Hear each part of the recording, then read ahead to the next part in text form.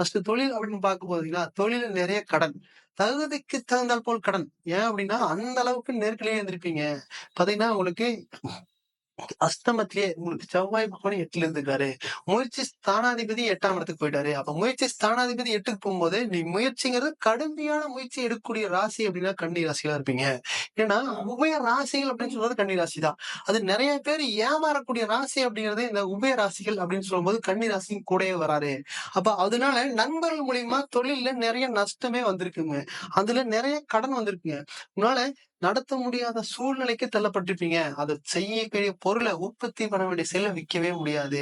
வித்தா காசே வராது. பயங்கரமான தொழில்ல பயங்கர பிரச்சனை சந்திக்கக்கூடிய ராசிகளா நீங்க கடந்த காலத்துல இருந்திருப்பீங்க. ஏன்னா அஷ்டமத்திலேயே உங்களுக்கு முயற்சி ஸ்தானாதிபதி. அதிகமா முயற்சி ஸ்தானம் போது 8ஆம் இடத்துக்கே உங்களுக்கு செவ்வாய் பகவான் போயிட்டாரு. அது உங்களுக்கு செவ்வாய் பகவான் உங்களுக்கு இழந்தது எல்லாம் மீட்டெடுக்கிறதுக்கான காலகட்டம் வரக்கூடிய காலகட்டமா இருக்க போகுது.